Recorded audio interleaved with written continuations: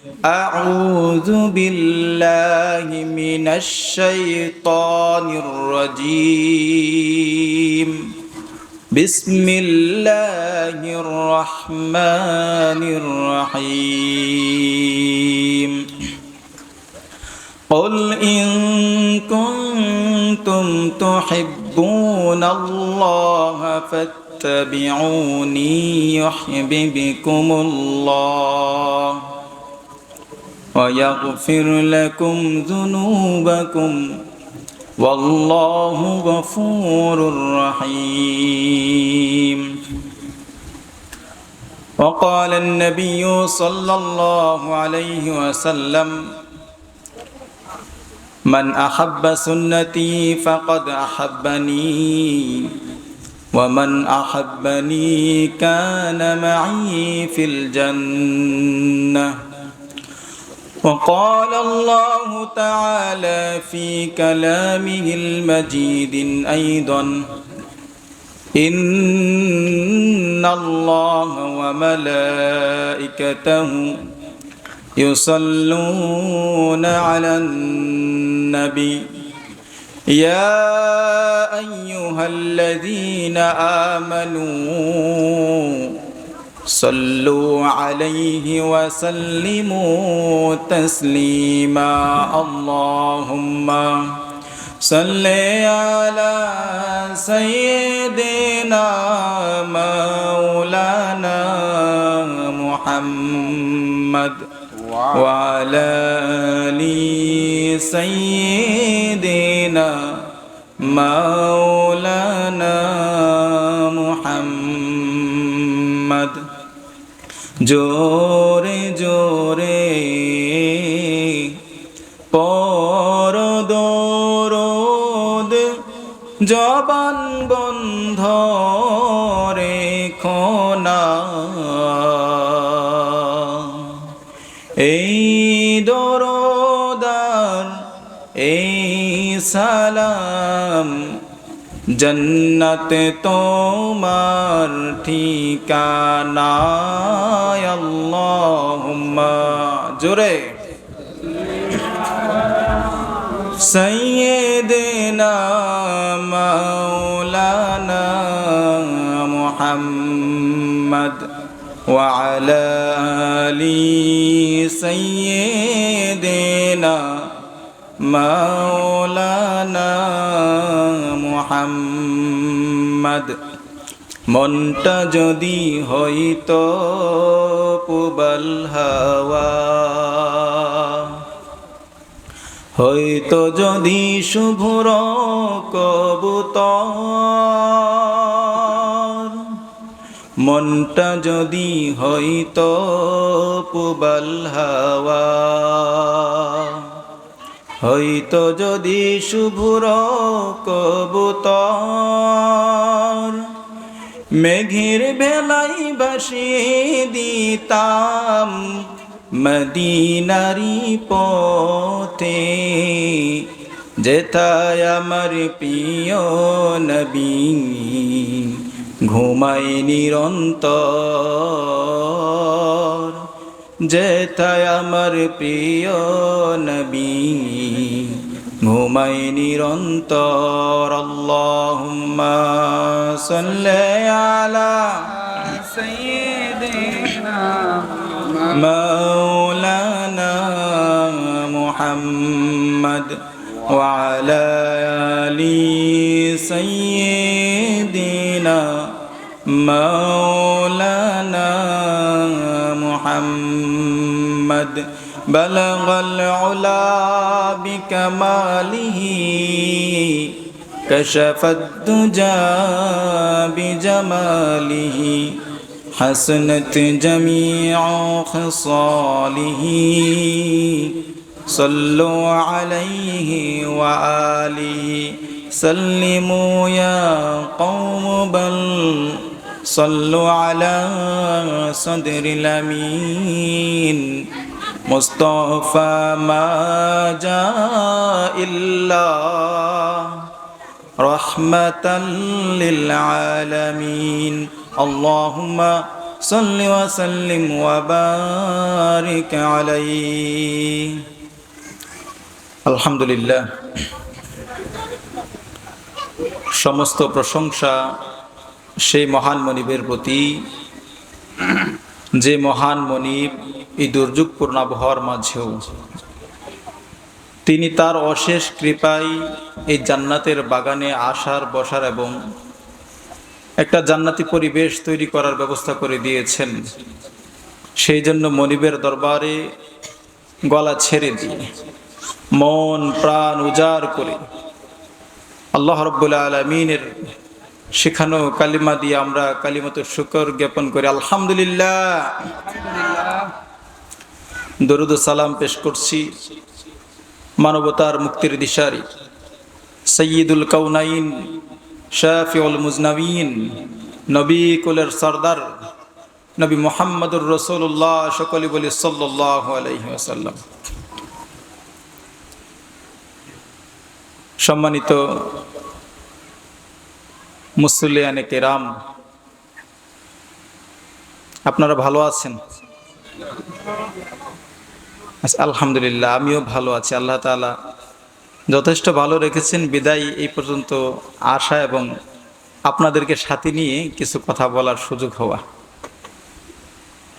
কাছের মানুষদের কাছে ওয়াজ চলে না। যেটা হইতে পারে আমি যা জানি এটা আপনাদের সাথে কিছু শেয়ার করা। আমি আপনাদের অত্যন্ত কাছের মানুষ, এজন্য আমি আমার অর্জিত জ্ঞানের কিছু অংশ আল্লাহ তাআলা যদি তৌফিক দেন তাহলে আপনাদের সাথে মুযাকারা, যেটাকে বলে পরস্পর স্মরণ করিয়ে নেওয়া, এর বাইরে কিছুই না। মানুষের মৌলিকভাবে আমল করার জন্য যে বিষয়গুলো জানা দরকার এগুলো আমাদের কম বেশ জানা আছে। ঘাটতি শুধু মানার। কিসের? আমার সাথে একটু কথা বলতে হবে। আমি ওয়াইজিন হিসেবে না, আমি আপনাদের এলাকার আত্মীয় হিসেবে, আত্মীয়তার সূত্রে আপনাদের কাছে অনুরোধ, আমার সাথে একটু কথা বলতে হবে। আমি জিজ্ঞেস করলে উত্তর দিতে হবে। পারা যাবে তো ইনশাআল্লাহ?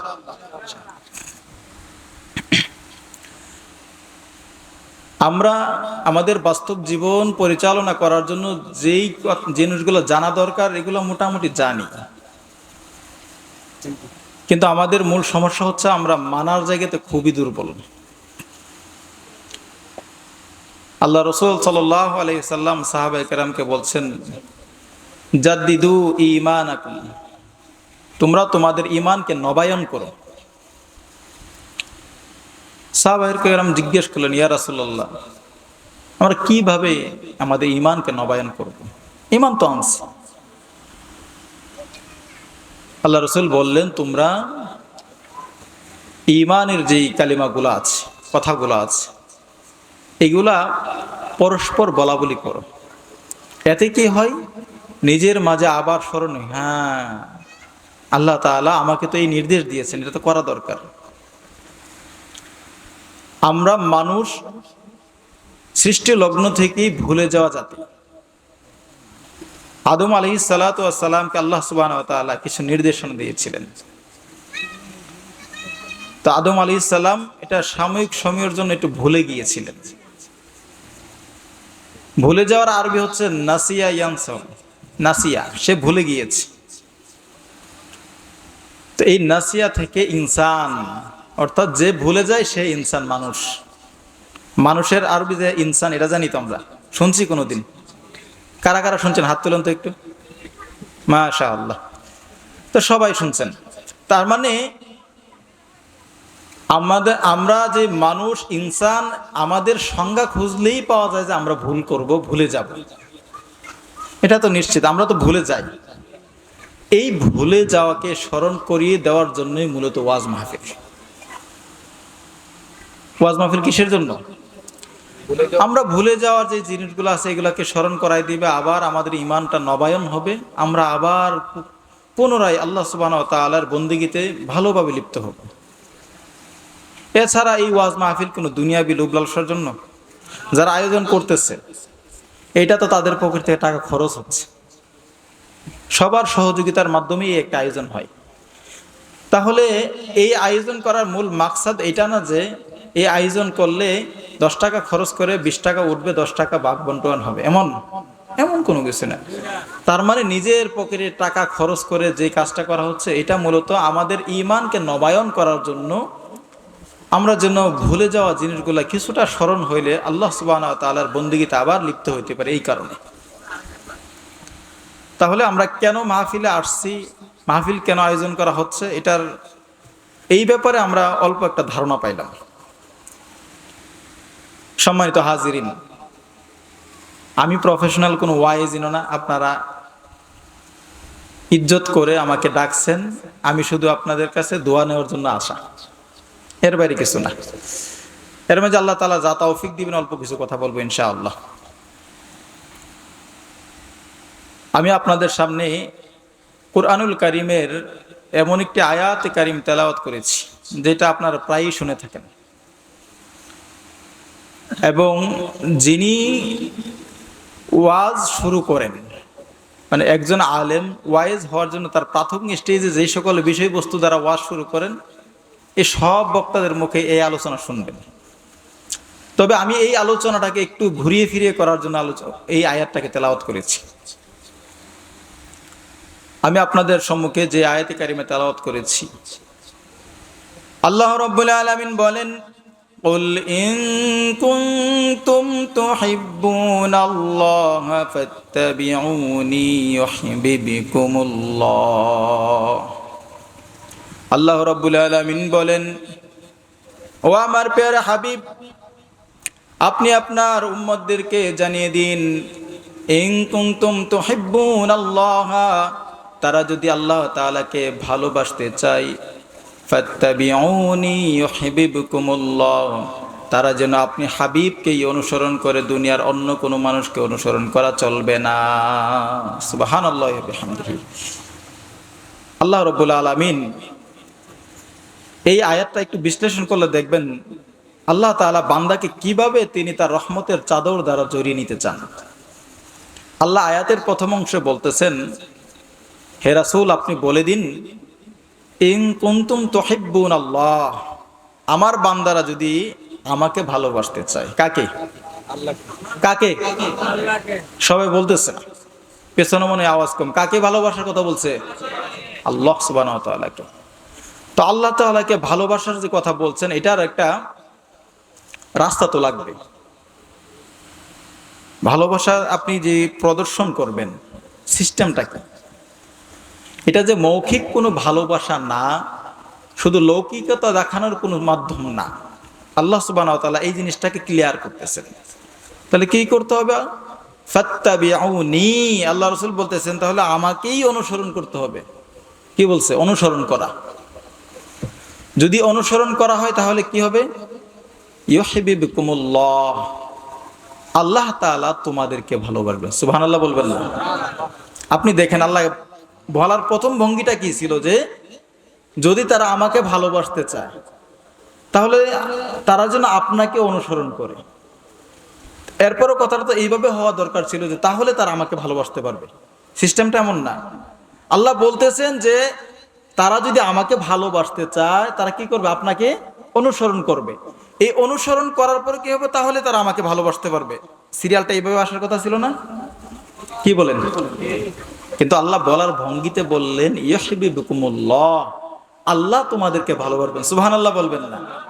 মানে আপনি রাসূলকে অনুসরণ করবেন, আপনার আর ভালোবাসা দরকার নাই। আল্লাহ তখন বলতেছে আমি তোমাদেরকে ভালোবাসবো। সুবহানাল্লাহি ওয়া বিহামদিহি। তাহলে আল্লাহ রাব্বুল আলামিন এই আয়াত দ্বারা এটাই বোঝাতে চায়, বান্দা আমার নির্দেশিত পথে যদি তুমি এক কদম পা বাড়াও, আমি তোমার জন্য এর চাইতে যোজন বেশি আগে আসবে। সুবহানাল্লাহি ওয়া বিহামদিহি।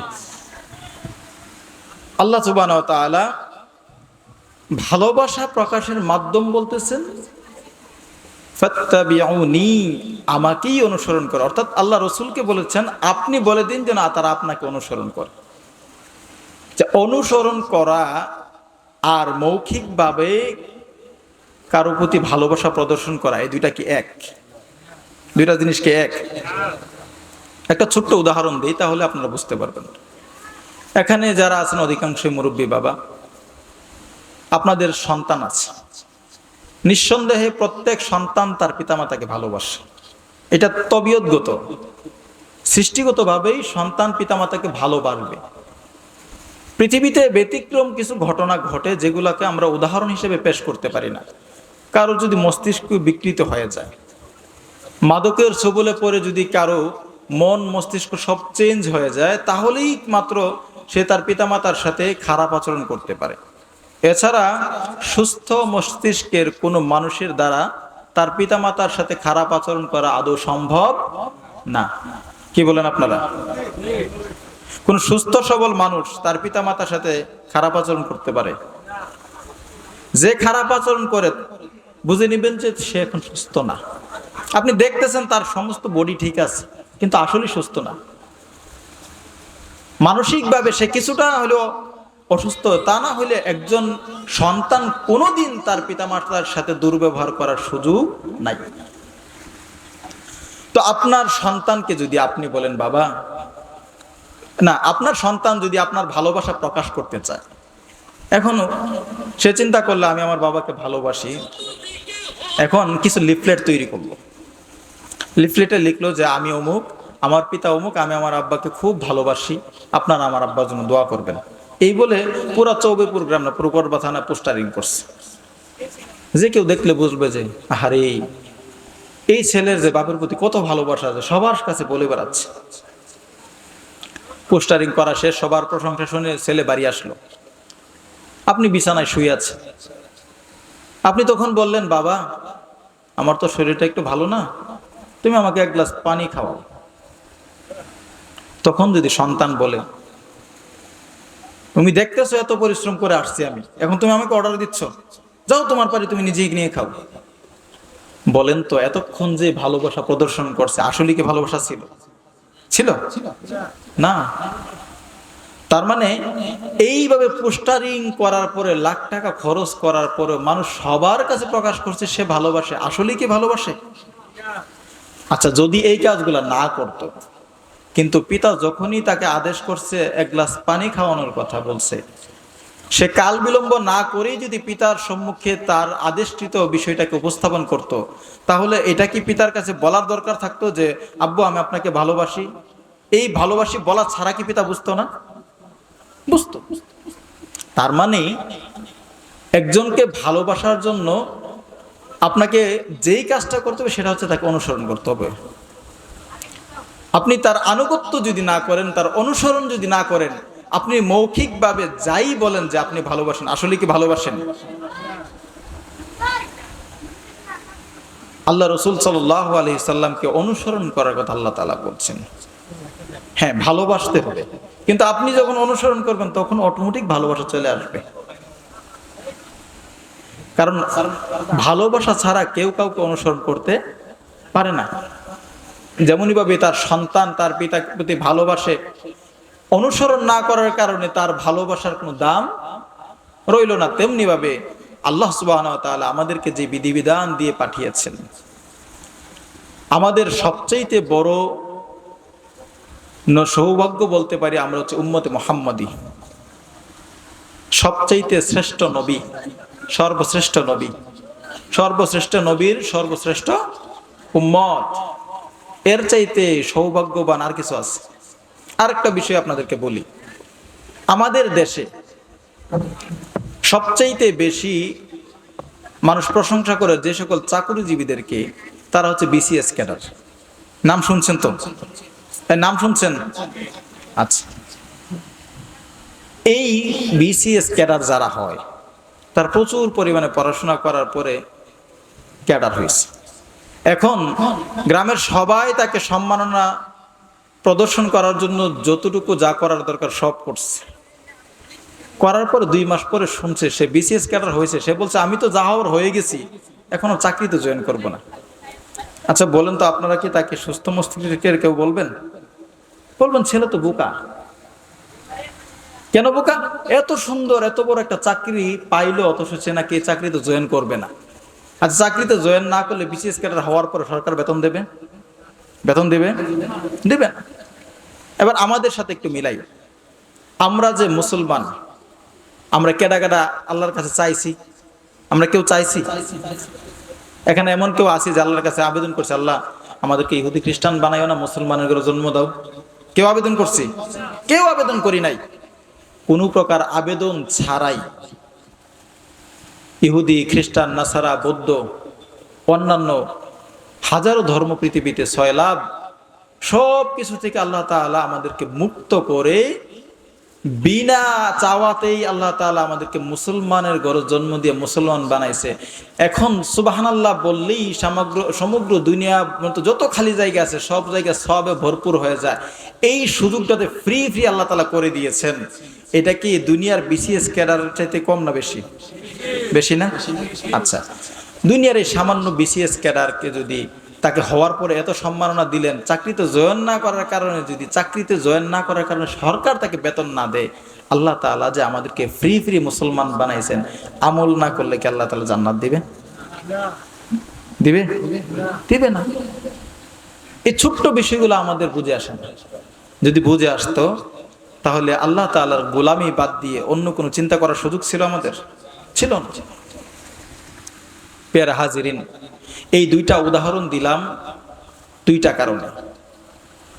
একটা হচ্ছে ভালোবাসা প্রদর্শন করার মাধ্যম হচ্ছে আনুগত্য, অনুসরণ করা।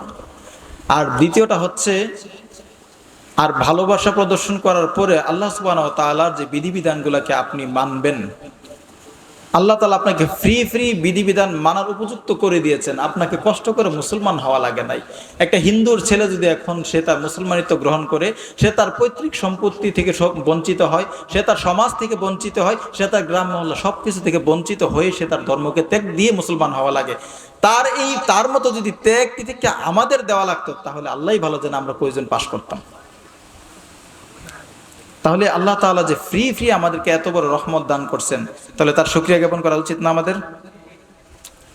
আল্লাহ রাব্বুল আলামিন আমাদেরকে সুনির্দিষ্ট কিছু বিধিবিধান দিয়ে পাঠিয়েছেন, কিছু গাইডলাইন দিয়েছেন। এই গাইডলাইন কেন দিয়েছেন? আল্লাহ তাআলা আমাদেরকে জান্নাতে সৃষ্টি করছেন। আমাদের কিন্তু একটা আদি ঠিকানা আছে, জানেন কিনা আপনারা? আমাদের আদি ঠিকানা কোথায় জানেন? কে বলেন তো একজন দেখি। জান্নাত। মাশাআল্লাহ, আমাদের আদি ঠিকানা হচ্ছে জান্নাত।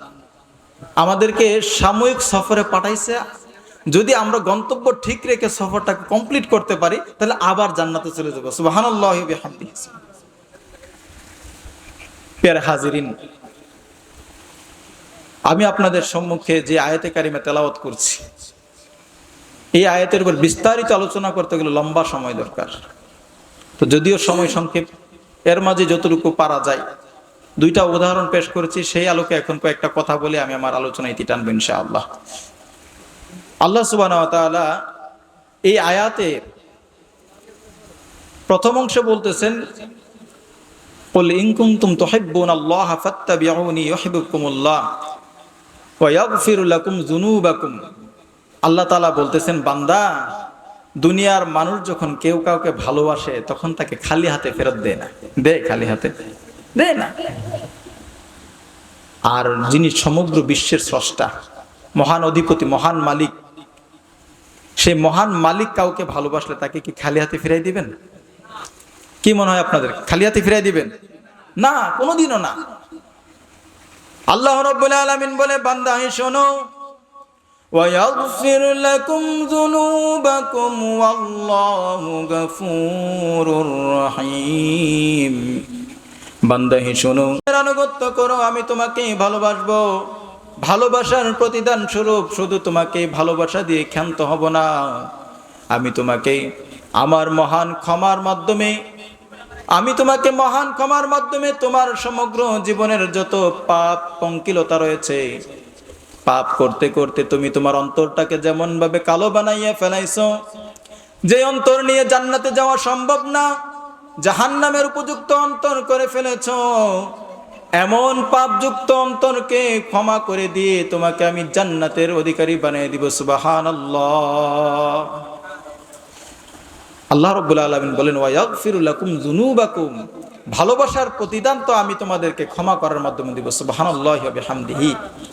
আল্লাহ তাআলার রহমতের মাঝে সবচাইতে বড় রহমত হচ্ছে ক্ষমা। সবচাইতে বড় রহমতের নাম কি?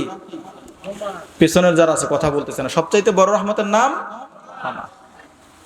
আমরা যে আমাদের এই ছোট্ট জিন্দেগিতে আমল করতেছি, বলেন এই জিন্দেগির আমলকে যদি আল্লাহ তাআলা রহমতের দ্বারা বেষ্টন না করেন, শুধু আমল দ্বারা জান্নাতে যাওয়া সম্ভব? সম্ভব কোনোদিনও না। দুনিয়ার এই জিন্দেগি তো আখিরাতের গুটি কয়েক সময়ের সমানও না। তাহলে এই সামান্য দুনিয়ার এই জিন্দেগি দ্বারা আল্লাহ তাআলা চিরস্থায়ী আখিরাতের জান্নাতের সুখ দিয়ে দিবেন, এটা রহমত ছাড়া সম্ভব না। আর আল্লাহ সুবহানাহু ওয়া তাআলার রহমতের মাঝে সবচেয়ে বড় রহমত হচ্ছে তার ক্ষমা। আর আল্লাহ তাআলা এই ঘোষণাটাই দিচ্ছে, বান্দা হে শোনো, তোমরা যদি আল্লাহ রাসূলের আনুগত্য করো তাহলে আল্লাহ তাআলা কি করবেন? তিনি তোমাদেরকে ভালোবাসবেন।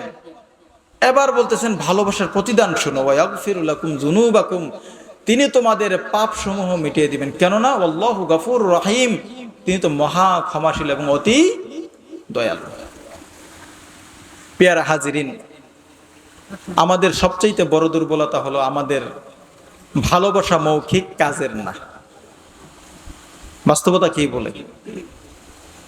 যদি মৌখিক ভালোবাসা না হইতো তাহলে আল্লাহ সুবহানাহু ওয়া তাআলা বলছেন হালাল ভক্ষণ করো, হারাম ছেড়ে দাও। আমরা যদি নিজের বুকের মধ্যে হাত রাখি, এটা বলা কঠিন হয়ে যাবে যে আমি লাস্ট 10 বছর কোনো হারাম খাই নাই। আমরা প্রত্যেকেই নিজের দিকে চিন্তা করি। আল্লাহ বলতেছেন হালাল খাও, হারামকে ত্যাগ করো। একটা মানুষের ইবাদত কবুল হওয়ার জন্য ঈমানের পরে যে শর্ত, সেটা হচ্ছে হালাল খাওয়া। আমি যখন আপনাদের গ্রামে পৌঁছালাম তখন কে আলোচনা করতেছিল আমার এটা খেয়াল নেই, কিন্তু উনি কোরআনুল কারীম থেকে আয়াত তেলাওয়াত করতেছিলেন, ওয়ামা মিন দাব্বাতিন ফিল আরদি ইল্লা আলাল্লাহি রিজকুহা। আরেকজন আরেকটা হাদিস পাঠ করতেছিলেন, আলা ইন্না ফিল জাসাদি মুদগাতান ইযা সালাহাত সালাহাল জাসাদু কুল্লুহু ওয়া ইযা ফাসাদাত ফাসাদাল জাসাদু কুল্লুহু আলা ওয়া হিয়াল কলব। তো আমি তখনই চিন্তা করছি যে এই দুইটার বিষয়ে একটু কথা বলে নিব ইনশাআল্লাহ। তো আল্লাহ সুবহানাহু ওয়া তাআলা ইবাদত কবুল করার জন্য আপনাকে যে কিছু শর্ত দিয়েছেন, এর মধ্যে অন্যতম শর্ত হচ্ছে হালাল খাওয়া। পৃথিবীতে মানুষ যে কয়েকটা কারণে পাপ করে, এর মধ্যে অন্যতম হচ্ছে তার পেটের জন্য, মানে খাওয়ার জন্য। আচ্ছা বলেন তো, আমাদের জীবনে খাওয়া পরা বাদ দিলে আর কি আছে? আপনার বলতে যা আছে, আমার বলতে যা আছে।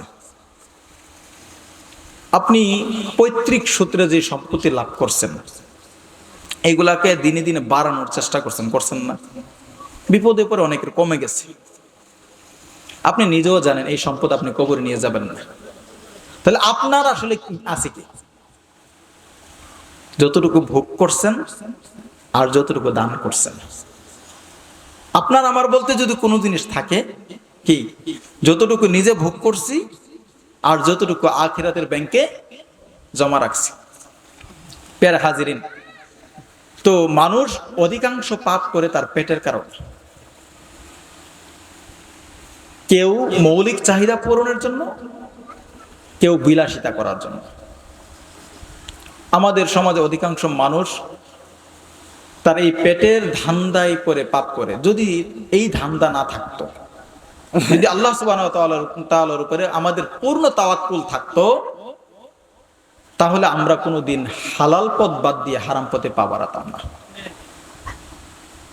একটু চিন্তা করেন, আল্লাহ তাআলা ওই আয়াতে বলতেছেন, ওয়ামা মিন দাব্বাতিন ফিল আরদি ইল্লা আলাল্লাহি রিজকুহা, যে জমিনের মাঝে এমন কোনো বিচরণশীল প্রাণী নেই যার রিজিকের ফয়সালা আল্লাহ সুবহানাহু ওয়া তাআলা করেন না। এটা বোঝার জন্য আপনাদের সম্মুখে ছোট্ট একটা উদাহরণ পেশ করি। এই যে আমের সিজন এখনো তো আছে, আম কিনছেন না এমন কোন গার্ডিয়ান পাওয়া আশা করি যাবে না সিজনে। আম কেনার পরে, কাটার পরে ভিতরে পোকা পাইছেন? আচ্ছা, যে কোনো ফল কেনার পরে ভিতরে পোকা পাইছেন? আচ্ছা, কেউ কে পোকা ফল দেখে কিনে না, দেখে বাহিরে সুন্দর ভিতরে পোকা। আচ্ছা, এই পোকাটা যখন এই ফলের মধ্যে আসছে, বলুন তো এই পোকাটা আগে হয়েছে না ফলটা আগে হয়েছে? ফলটা আগে হয়েছে। এই পোকাটা কি খেয়ে বেঁচে আছে? ফলটা খেয়ে বেঁচে আছে। তাহলে এই তুচ্ছ একটা পোকাকে যদি আল্লাহ তাআলা সৃষ্টি করার আগে তার খাদ্য সৃষ্টি করেন, আপনি আমি আশরাফুল মাখলুকাত, সৃষ্টির সেরা জীব, সন্দেহ আছে কোনো? কারো সন্দেহ আছে? সৃষ্টির সেরা জীব আশরাফুল মাখলুকাতকে আল্লাহ তাআলা রিজিক না খাওয়াইয়া মারবেন? এই ঈমান বিশ্বাস নিয়ে আমরা আছি। আল্লাহ বলে দিয়েছেন পৃথিবীর যে সকল বড় প্রাণী আছে এর মধ্যে অন্যতম হচ্ছে নীলতিমি। এক একটা গড়ে প্রায় 250 টন থেকে আরো বেশিও হয়। 250 টন মানে হচ্ছে 1 টনে 1000 কেজি। আমরা কয় কেজি ওজন আমাদের? 50, 60, 70 কেজির তো বেশি সাধারণত হয় না মানুষ। ওভার ওয়েটের খুব কম আছে। 250 টন তিমি মাছকে যদি যে আল্লাহ তাআলা প্রত্যেক দিন খাওয়াচ্ছে, সে আল্লাহ 60-70 কেজি ওজনের একটা মানুষকে না খাওয়ায় মারবেন? হ্যাঁ, না খেয়ে মারা যাওয়া যদি কারো মৃত্যুর সবব হয়, কারণ হয়, আপনারা দেখবেন অনেক মানুষ মারা যাওয়ার আগে কয়েকদিন আগে তার খাওয়া বন্ধ হয়ে যায়, খেতে পারে না। এটা তার মৃত্যুর সবব হইতে পারে, কারণ হইতে পারে, কিন্তু স্বাভাবিকভাবে মানুষ না খেয়ে মারা যাওয়ার জন্য আল্লাহ তাআলা সৃষ্টি করেন নাই। তাহলে মানুষকে যদি আল্লাহ সুবহানাহু ওয়া তাআলা না খাওয়াইয়া না মারেন, তাহলে এই রিজিকের জন্য হালাল পথ বাদ দিয়ে হারামের দিকে পা বাড়ানোর কোনো দরকার আছে? কি বলেন, দরকার আছে? প্যারে হাজিরিন, এই ছোট্ট বিষয়টা যদি একটু বোঝার চেষ্টা করি যে আল্লাহ তাআলা আমাদেরকে রিজিক দিয়ে পাঠাইছেন, আমাদের জন্য ভরপুর রিজিক রাখছেন। ছোট্ট ওই পোকাকে যদি আল্লাহ তাআলা খাওয়াইতে পারেন, বড় নীল তিমিকে যদি আল্লাহ তাআলা খাওয়াইতে পারেন, তাহলে আমাকে আপনাকে না খাওয়াইয়া মারবেন না। তাহলে রিজিকের পেরেশানিতে হালাল পথ বাদ দিয়ে হারাম পথে যাওয়া যাবে? যাওয়া যাবে? আল্লাহ তাআলা যদি আমাদেরকে হাসরে প্রশ্ন করে, বান্দা এত কিছু, এত প্রাণীকে খাওয়াইলাম, তুমি বুঝি এটা বুঝলা না যে তোমাকে না খাওয়াইয়া রাখবো না? এই পেটের জন্য এত কিছু করছো। প্যারে হাজিরিন, যে এলোমেলো একটা কথা বললাম, প্রথমে যে আয়াতে কারিমা তেলাওয়াত করেছি, আল্লাহ তাআলা বলেন আল্লাহ তাআলাকে ভালোবাসার পথ দেখাচ্ছেন। ভালোবাসার পথটা কি? আল্লাহ রাসূলের আনুগত্য করা। আল্লাহ রাসূলের আনুগত্য করলে কি হবে? আল্লাহ তাআলা আপনাদেরকে আমাদেরকে ভালোবাসবেন। এই ভালোবাসার শ্রেষ্ঠ নিদর্শন হবে শুধুমাত্র রাসূল সাল্লাল্লাহু আলাইহি সাল্লামের পূর্ণাঙ্গ আনুগত্যের মাধ্যমে। এই আনুগত্য প্রকাশ করতে গিয়ে আল্লাহ রাসূল যা আমাদেরকে গ্রহণ করতে বলেছেন তা আমরা গ্রহণ করব, যেটা ছেড়ে দিতে বলেছেন সেটাকে আমরা কি করব? সেটাকে আমরা কি করব? ছেড়ে দিয়ে আল্লাহ রাব্বুল আলামিন রাসূল সাল্লাল্লাহু আলাইহি সাল্লামের পূর্ণাঙ্গ আনুগত্যের মাধ্যমে আল্লাহ তাআলার ভালোবাসা পাওয়ার তৌফিক দান করুন। সকলে বলি আল্লাহুম্মা আমিন। ওয়া মা তাওফিক ইল্লা বিল্লাহ ওয়া মা আলাইনা ইল্লাল বালাগ। আসসালামু আলাইকুম ওয়া রাহমাতুল্লাহি ওয়া বারাকাতুহু।